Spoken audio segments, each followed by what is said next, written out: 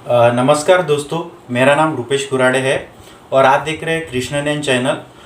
दोस्तों, ये जो आज का वीडियो होने वाला है ये श्रीमद् भगवद गीता का वीडियो होने वाला है। इसमें आपको सबसे पहले श्लोक बताए जाएंगे, उसके बाद में उसका सार बताए जाएंगे। तो दोस्तों, मेरे मन से नहीं बता रहा, जो भगवद गीता ओरिजिनल है उसके बारे में ही आपको मैं बताने वाला हूँ। तो हम सबसे पहले देखेंगे कि महाभारत युद्ध क्यों हुआ था। तो दोस्तों, महाभारत युद्ध होने का पीछे का कारण क्या था? मुख्य कारण था कौरव की उच्च महत्वाकांक्षा और धृतराष्ट्र पुत्र का मोह। कौरव और पांडव आपस में चचेरे भाई थे। वेदव्यास जी ने नियोग के द्वारा विचित्र की भार्या अंबिका के गर्भ से धृतराष्ट्र और अम्बिका के गर्भ से पांडु उत्पन्न हुए थे। तो दोस्तों, हम चलते हैं अध्याय 1 और श्लोक 1 की तरफ। तो दोस्तों, अध्याय 1 का श्लोक है पहला।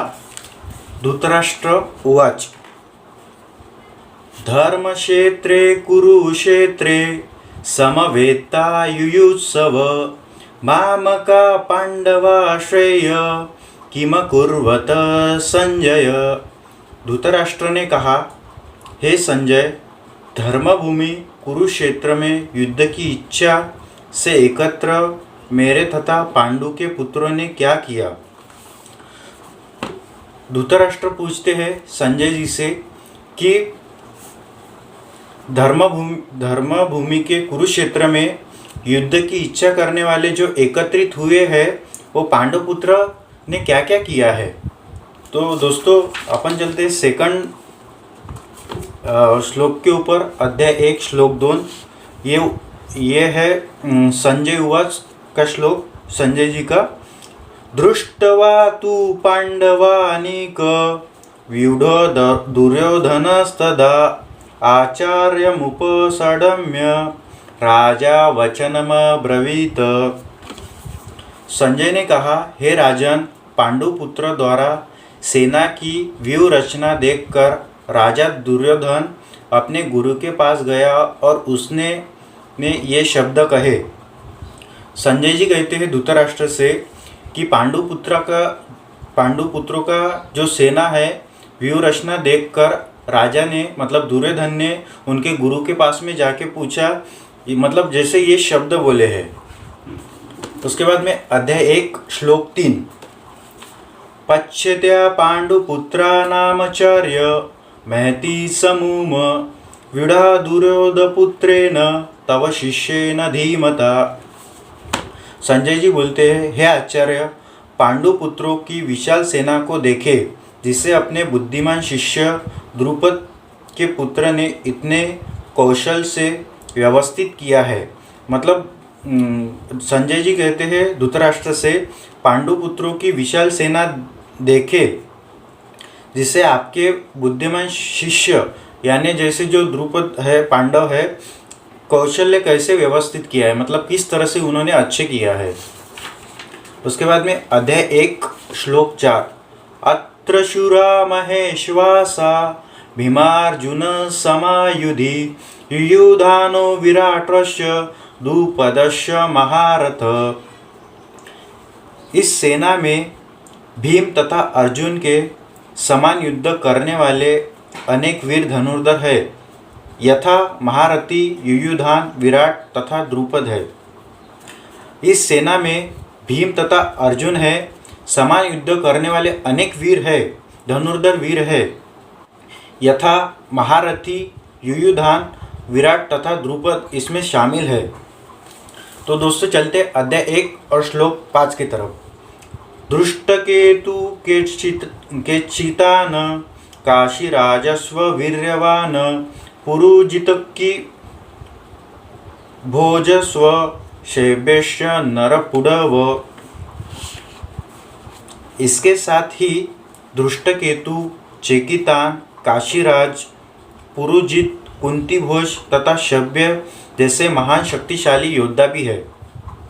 इसमें कौन कौन सहभागी है? सबसे पहले दृष्टकेतु, चेकितान, काशीराज, पुरोजित, कुंती भोज तथा शैव्य ऐसे महान शक्तिशाली योद्धा भी इसमें शामिल है। उसके बाद में अध्याय 1 श्लोक 6। युधामन्युश्च विक्रांत उत्तमोजाश्च वीर्यवान् सौभद्र द्रौपदेयाश्च सर्वयव महारथा।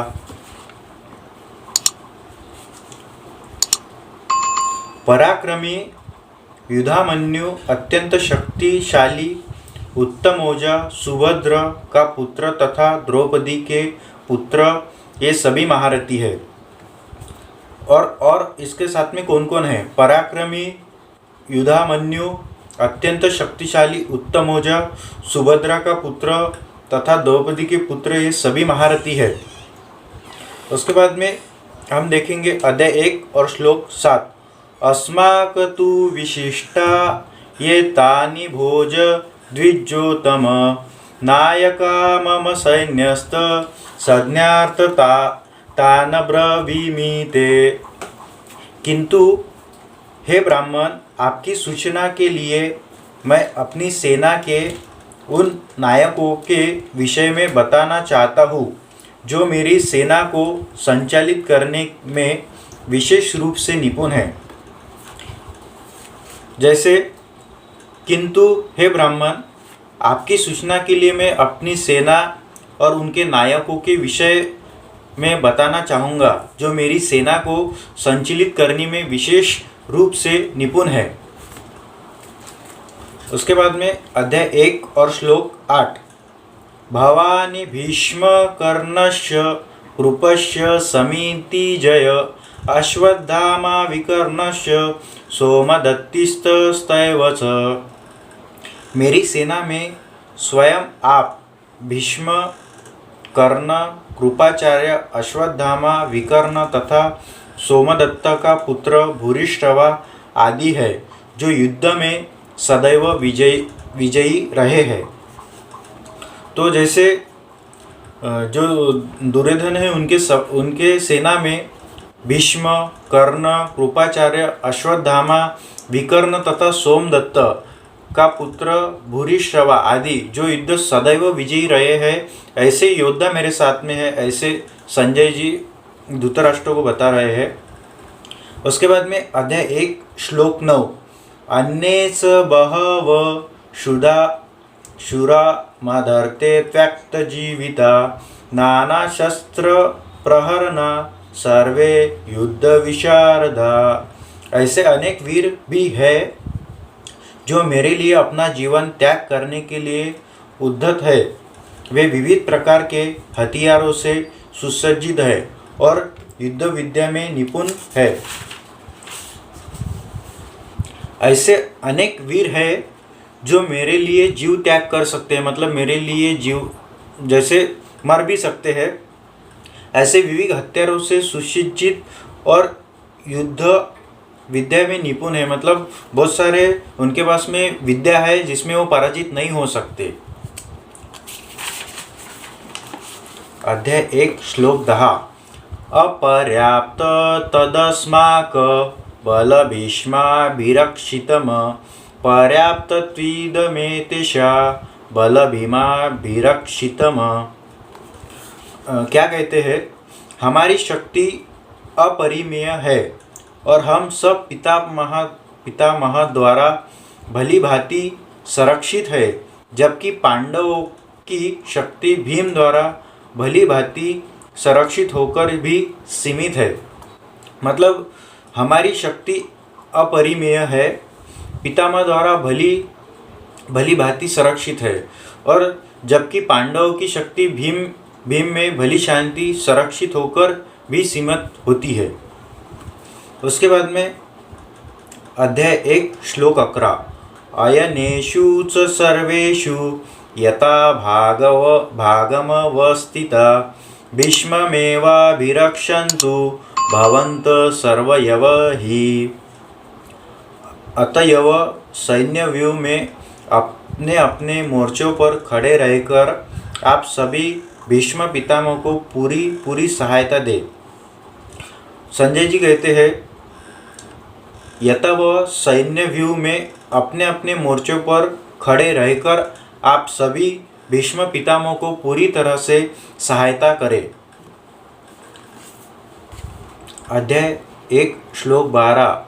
तस्म संजयन हर्ष कुरु वृद्ध पितामह सिंहनाद विनघोचे शंख दधमो प्रतापवान।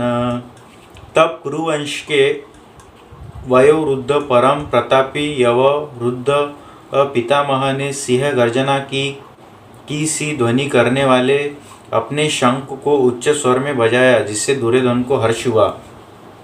अभी जैसे ये क्या कहते हैं कि जो वयोवृद्ध है, पितामह है, इन्होंने अपना शंख बजाया और जो युद्ध है इसकी तैयारी शुरू करने के लिए, मतलब जैसे दुर्योधन को हर्ष हुआ कि अभी युद्ध शुरू होने वाला है।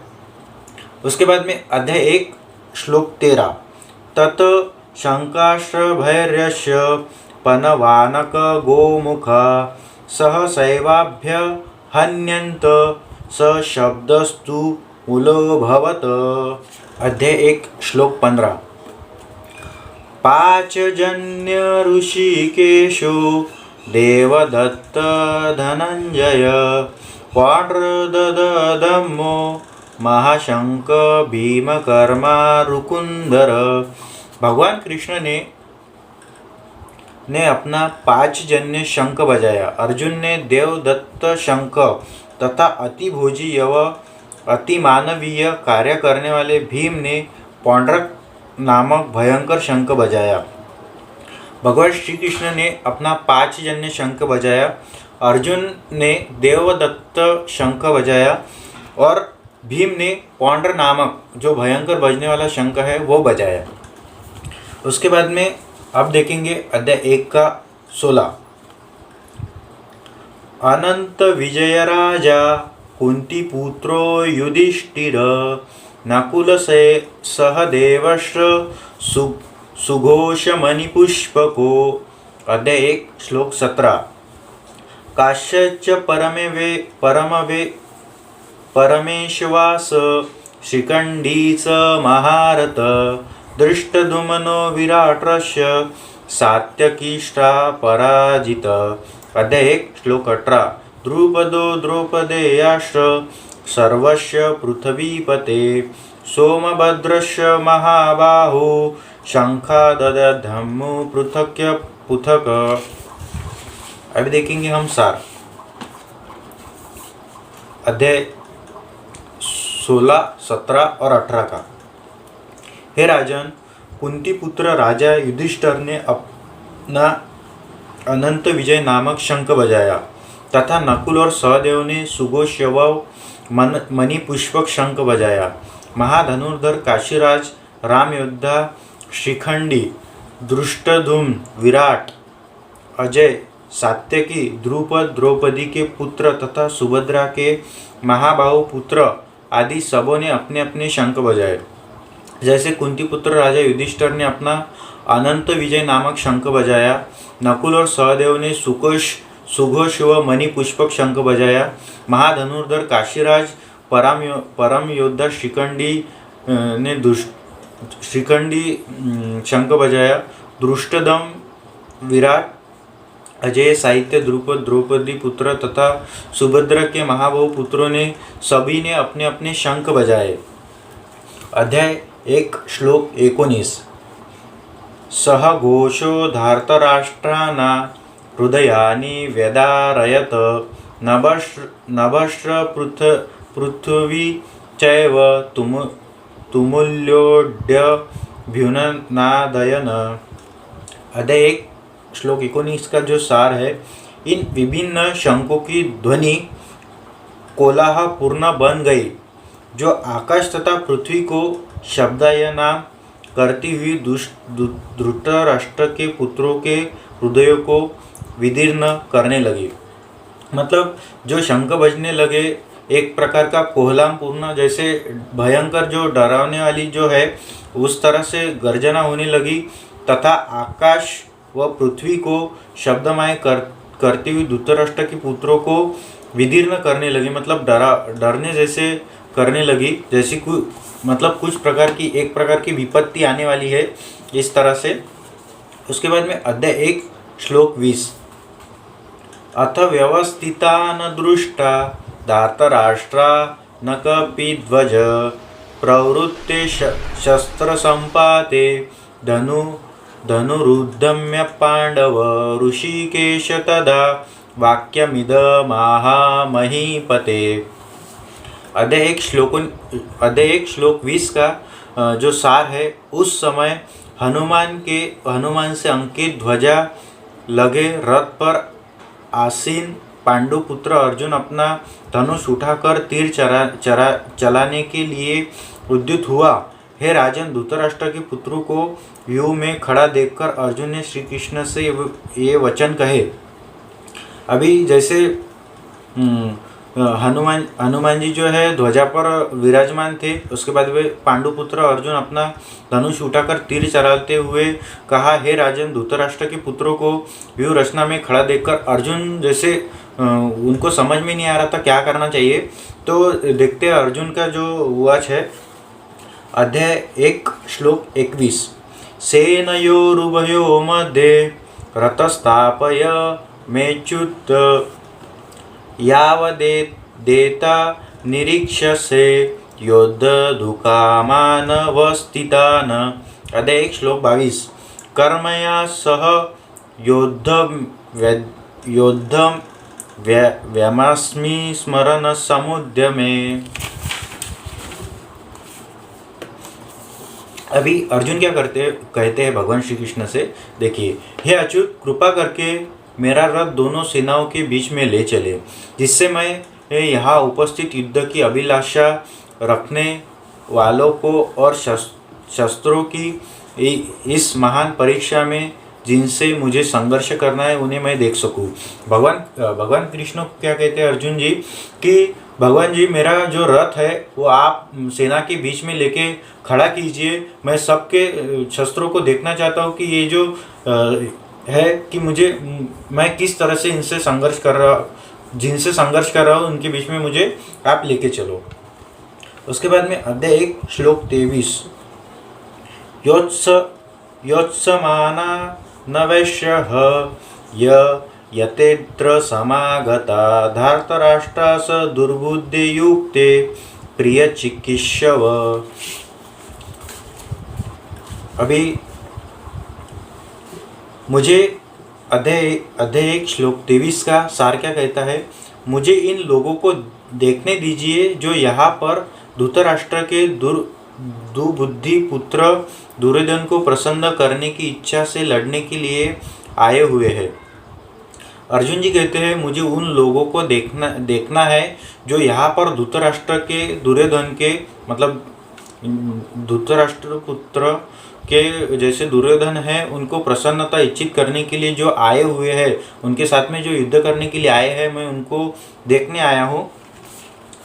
उसके बाद में अध्याय 1 श्लोक 24, संजय उवाच, यवमुक्तो ऋषिकेशो गुडाकेशेन भारत सेनयोरुभयो मध्ये स्थापयित्वा रथोत्तमम्।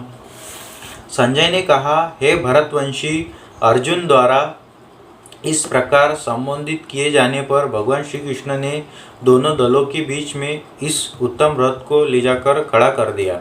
संजय जी कहते हैं, अर्जुन का जो रथ है भगवान श्री कृष्ण दोनों के बीच में जाकर खड़ा कर देते हैं, ऐसे धृतराष्ट्र को बताते हैं। उसके बाद में अध्याय 1 श्लोक 25, भीष्म द्रोण प्रमुखता सर्वेशाच महिषिताम उवाच पार्थ पश्येत्यान समवेत्ता कुरुनीति। अध्याय 1 श्लोक 25 का सार क्या कहता है, भीष्म द्रोण तथा विश्व भर के अन्य समस्त राजाओं के सामने भगवान ने कहा कि हे पार्थ, यहाँ पर एकत्र सारे कुरुओं को देखो। भीष्म द्रोण और विश्व भरे अन्य। अर्जुन ने अपने सब कुंती पुत्र को मतलब जैसे सब लोगों को अर्जुन ने देखा था तो वो एक प्रकार से भयभीत हो गया। तो देखते हैं अर्जुन जी अभी आगे क्या कहते हैं। युद्ध के लिए जब वो आए थे और सब लोगों परिवार को देखा था तो वो भयभीत हो गए थे कि अपने लोगों को मैं कैसे मार सकता हूँ। तो आप देख सकते हो अर्जुन जी क्या कहते हैं। अध्याय 1 श्लोक 28। अर्जुन उवाच दृष्टमे स्वजन कृष्ण युयुत्सु समुपस्थितम सीदन्ति मम गात्राणि मुख च परिष्टृच्छति। भगवान से क्या कहते हैं अर्जुन जी। कृष्ण ने कहा, हे अर्जुन, इस प्रकार युद्ध की इच्छा रखने वाले अपने मित्रों तथा संबंधियों को अपने समक्ष उपस्थित देखकर मेरे शरीर के अंग काँप रहे हैं और मेरा मुंह सूख जा रहा है। तो अर्जुन जी कहते हैं जैसे ये सारे जो मेरे संबंधी है इनको मैं मार नहीं सकता। इनको देख के ही मेरे मुंह का मतलब मेरा अंग काँप रहा है और मेरा मुंह जो है वो सूख जा रहा है। तो उसके बाद में क्या कहते हैं। अध्याय 1 श्लोक 29। वेपस्तुष्ट शरीरे मे रोमहर्षस् जायते गांडीव सहस्रे हस्ता तवक्चैव परिदहते। मेरा शरीर काँप रहा है, मेरे रोंगटे खड़े हो रहे हैं, मेरा गांडीव धनुष्य मेरे हाथ से सरक रहा है और मेरी त्वचा जल रही है। अभी अर्जुन जी भयभीत होकर क्या कहते हैं, मेरा पूरा शरीर काँप रहा है, मेरे शरीर के ऊपर रोंगटे खड़े हो गए हैं, मेरा गांडीव मेरे हाथ से छूट चुका है और मेरी त्वचा जल रही है। मतलब ये सब देख के अर्जुन जी बहुत घबरा जाते हैं। उसके बाद में अध्याय 1 श्लोक 30। न च शक्रोम्यवस्थातु भ्रमवीत च मे मन निश्चितानि पश्यामि विपरीतानि केशव। अर्जुन जी कहते हैं, मैं यहाँ अब और अधिक खड़ा रहने में असमर्थ हूँ। मैं अपने को भूल रहा हूँ और मेरा सिर चकरा रहा है। हे कृष्ण, मुझे तो केवल अमंगल के कारण दिख रहे हैं। तो अर्जुन जी कहते हैं भगवान श्री कृष्ण से, मेरे से अभी खड़ा रहना भी नहीं हो रहा है, मैं अपने आप को भूल रहा हूँ, मुझे चक्कर आ रहे हैं और ये सब युद्ध होने के बाद में मुझे पूरा अमंगल दिखाई दे रहा है। मतलब किसी प्रकार का अच्छा नहीं दिखाई दे रहा है। उसके बाद में क्या कहते हैं। अध्याय 1 श्लोक 31। न च श्रेयो न्युपश्यामि हत्वा स्वजन महावे न काडे विजय कृष्ण न च राज्य सुखानि च। अर्जुन जी कहते हैं, हे कृष्ण, इस युद्ध में अपने ही स्वजनों का वध करने से न तो मुझे कुछ अच्छा ही दिख रहा है और न मैं उससे किसी प्रकार का विजय राज्य का सुख की इच्छा रखता हूँ।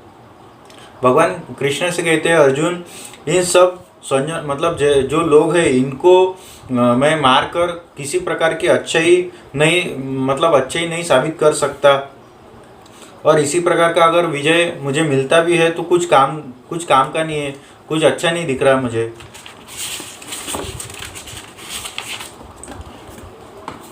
अध्याय 1 श्लोक 32।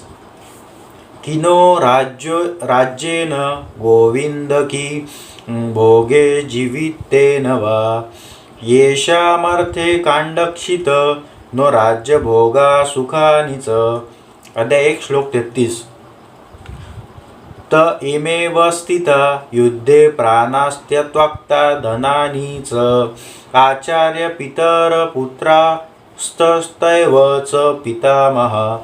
अध्याय 1 श्लोक 34। मातुला श्वशुरा पौत्रा शाला संबंधिनस्तथा एतान् हनतुमिच्छामि गतोऽपि मधुसूदन। अध्याय 1 श्लोक 35। अपि त्रैलोक्यराजस्व हेतो किनु मही कृते निहत्ते धार्तराष्ट्रा का प्रीति स्वजनार्दन। अभी अध्याय 1 का श्लोक 32, 33, 34 और 35 इसका हम सार देखेंगे। अर्जुन जी कहते हैं, हे गोविंद, हमें राज्य, सुख अथवा इस जीवन में क्या लाभ, क्योंकि जिन सारे लोगों के लिए हम उन्हें चाहते हैं वे ही इस युद्ध भूमि में खड़े हैं। हे मधुसूदन, जब गुरुजन, पितृगण, पुत्रगण, पितामह, मामा, ससुर, पौत्रगण, साले तथा अन्य सारे संबंधी अपना अपना धन एवं प्राण देने के लिए तत्पर है और मेरे समक्ष खड़े हैं, तो फिर मैं इन सबको क्यों मारना चाहूँगा, भले ही वे मुझे क्यों न मार डाले। हे जीवों के पालक, मैं इन सबों से लड़ने को तैयार नहीं, भले ही बदले में मुझे तीनों लोक न मिलते हो। इस पृथ्वी की तो बात ही छोड़ दे, भला धृतराष्ट्र के पुत्रों को मारकर हमें कौन सी प्रसन्नता मिलेगी। तो अर्जुन जी भयभीत होकर कहते हैं, जैसे मेरे जो गुरु है, पितृगण है, पितामह है, मामा है, ससुर है, पौत्रगण है, इन जैसे साले है, इन सबको मारकर मुझे क्या प्रसन्नता मिलेंगी। इनके प्राण को मैं अगर मारता हूँ तो मुझे क्या फ़ायदा होगा। भले ही वो मुझे मार डाले, मुझे अपनी आपकी परवाह नहीं है, लेकिन मैं इनसे नहीं लड़ सकता, भले ही मुझे तीनों लोग क्यों ना मिल जाए। इस पृथ्वी की तो बात ही छोड़ दो, भले ही धृतराष्ट्र के पुत्रों को मारकर मुझे क्या प्रसन्नता मिलेंगी। ऐसे भगवान श्री कृष्ण से कहते हैं अर्जुन। अध्याय 1 श्लोक 36 पापमेवाश्र येदस्मान्यत्वेताना तताहीन तस्मान्न हार्य वयहन्तु धार्तराष्ट्रान् सम्बन्धावान् स्वजन हि कथ अथवा सुखिनस्ताम माधव। यदि हम ऐसे आतंकताइयों को वध करते हैं तो हम पर पाप चढ़ेगा। अंत यह उचित नहीं होगा कि हम धृतराष्ट्र के पुत्रों तथा उनके मित्रों का वध करें। हे लक्ष्मीपति कृष्ण, इससे हमें क्या लाभ होगा और अपने ही कुटुंबियों को मारकर हम किस प्रकार सुखी हो सकते हैं। तो भगवान कृष्ण कहते हैं, इन सबको मारकर मैं पाप नहीं बढ़ाना चाहता। उसके बाद में मैं इनका धृतराष्ट्र का और उनके पुत्रों का वध नहीं कर सकता। हे भगवान कृष्ण, अर्जुन कहते हैं भगवान श्री कृष्ण से, हे लक्ष्मीपति कृष्ण, इनको हमें मार के क्या लाभ होने वाला है। और ये सब कुटुंबों को मार के, मतलब जो उनके जो संबंधी थे उनको मारकर उनको क्या फ़ायदा होने वाला था, क्या सुख मिलने वाला था। ऐसे बोलते हैं भगवान कृष्ण से अर्जुन। अर्जुन कहते हैं भगवान श्री कृष्ण से, मेरा कुल अगर नाश हो जाता है, मेरी परंपरा जो है पूरी खत्म हो जाएगी और इस तरह से कुल धर्म अधर्म में प्रवृत्त हो जाएगा। मतलब मेरा जो कुल है वो पूरा अधर्म में चला जाएगा, इसलिए मैं ये युद्ध नहीं कर सकता। अध्याय 1 और श्लोक 40 अधर्मा विभवात कृष्ण प्रदुषन्ति कुलस्त्रिय स्त्रीषु दृष्टासु वाष्णेय जायते वर्ण सडक्कर। अर्जुन कहते हैं, हे कृष्ण, जब कुल में अधर्म प्रमुख हो जाता है तो कुल की स्त्रियां दूषित हो जाती है और स्त्रीत्व के पतन से वृष्णिवंशी अवांछित संतानें उत्पन्न होती है। मतलब जैसे अर्जुन जी कहते हैं भगवान श्री कृष्ण से, अधर्म अगर प्रमुख बढ़ जाता है तो कुल की जो स्त्रियां हैं वो दूषित हो जाती है और स्त्री तत्व का पतन हो जाता है, विष्णुवंशी अधिंश संतानें उत्पन्न हो जाती है।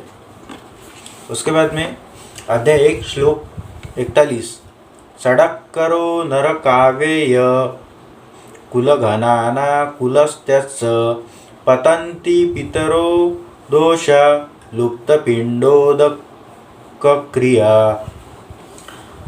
अध्याय 1 का श्लोक 41 सार क्या कहता है, अवाशित सनातनों की वृद्धि से निश्चय ही परिवार के लिए तथा पारिवारिक परंपरा को विनष्ट करने वाले के लिए नारकीय जीवन उत्पन्न होता है। ऐसे पतित कुलों के पुरखे पितर लोग गिर जाते हैं, क्योंकि उन्हें जल तथा पिंड दान देने की क्रियाएं समाप्त हो जाती है।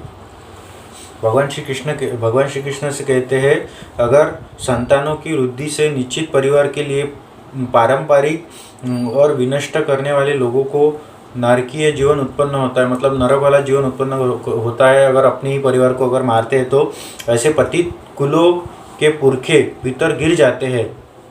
उन्हें जैसे पिंडदान या जो क्रियास्थ है, मतलब जो अपन बोलते तेरावा, ये सारी चीज़ें समाप्त हो जाती है। उसके बाद में अध्याय 1 श्लोक 42। दोषे रहते कुल घनाना वर्ण सडंकर कार्य के उत्सान्यधते जाति धर्मा कुल धर्माश्र शाश्वता। जो लोग कुल परंपरा को विनष्ट करते हैं और इस तरह अवांछित संतानों को जन्म देते हैं, उनके दुष्कर्म से समस्त परिवार की सामुदायिक योजना तथा पारिवारिक कल्याण कार्य विनष्ट हो जाता है। तो जैसे अर्जुन कहते हैं, जो लोग कुछ परंपरा को विनष्ट करते हैं, मतलब अपने ही परिवार को मारते हैं और इस तरह अवांछित संतानों को जन्म देते हैं, इस तरह से अगर संतान जन्म लेता है तो दुष्कर्मों का समस्या प्रकार की सामुदायिक योजना तथा पारिवारिक कल्याण, मतलब घर में जो कल्याण होने वाले ये सब विनष्ट हो जाते हैं, मतलब कुछ भी नहीं रहता। उसके बाद में अध्याय 1 श्लोक 43। उत्सन्न कुल धर्माना मनुष्याना जनार्दन नरके नियत वासो भवतीत्यन्युश्रुषम। हे प्रजापालक कृष्ण, मैंने गुरु परंपरा से सुना है कि जो लोग कुल धर्म का विनाश करते हैं सदैव नरक में वास करते हैं। अभी कृष्ण क्या कहते हैं अभी कृष्ण से क्या कहते हैं अर्जुन? हे प्रजापालक कृष्ण, मैंने गुरु के परंपरा से सुना है, मतलब मेरे गुरु ने कहा है कि अगर हम कुल धर्म का विनाश करते हैं तो हम सदैव नरक में ही जाते हैं। अध्याय 1 श्लोक 44। अहो बत महत् पाप कर्तु व्ययसिता वयम यद्राज्य सुखलोभेन हन्तु स्वजनमुद्यता। ओह, कितने आश्चर्य की बात है कि हम सब जघन्य पाप कर्म करने के लिए उद्यत हो रहे हैं। राज्य सुख भोगने की इच्छा से प्रेरित होकर हम अपने ही संबंधियों को मारने की तुल्य है।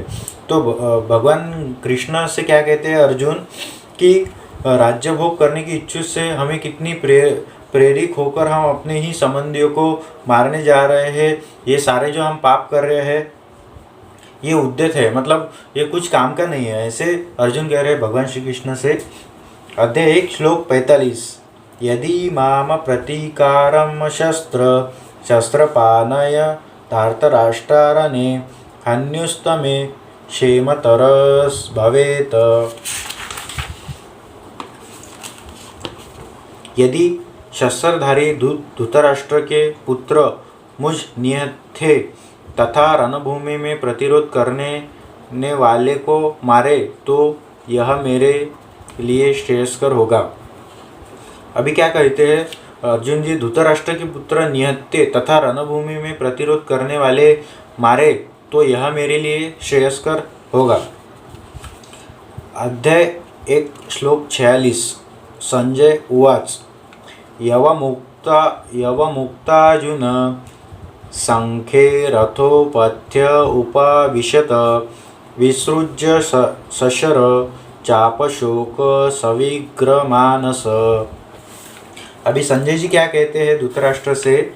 संजय ने कहा, युद्ध भूमि में इस प्रकार कहकर अर्जुन ने अपना धनुष तथा बाण एक रोक और रख दिया और शोक संतप्त चित्त में रथ के आसन पर बैठ गया। अर्जुन को जो देख रहे थे संजय जी, तो उन्होंने कहा, मतलब इस तरह से अर्जुन कर रहा है युद्ध भूमि के प्रकार में। अर्जुन ने अपना धनुष हाथ से छोड़ दिया है तथा बैठ गया है और शोक चिंता, मतलब जैसे शोक कर रहा है कि मैं अपने ही लोगों को मार के क्या हासिल कर सकता हूँ, ऐसे संजय जी धृतराष्ट्र को बता रहे हैं। तो दोस्तों यहाँ पे अध्याय 1 पूरा समाप्त हो गया है। अध्याय एक में श्लोक 1 से श्लोक 47 अपन ने 46 देखे हैं। अभी नेक्स्ट संडे को मैं आऊँगा तो आपको सेकंड अध्याय बताऊंगा और उसके सार और वर्णन सारी चीज़ें मैं आपको बताऊंगा। तो दोस्तों, आप वीडियो पे पहली बार आए हैं तो चैनल को सब्सक्राइब कीजिए, वीडियो अच्छा लगा तो लाइक कीजिए और सब्सक्राइब का जो बटन है आपको दिखाई दे रहा है इस नीचे में लाल कलर का, उसको दबा दीजिए।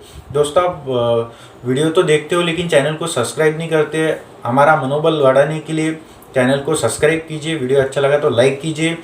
जय हिंद दोस्तों।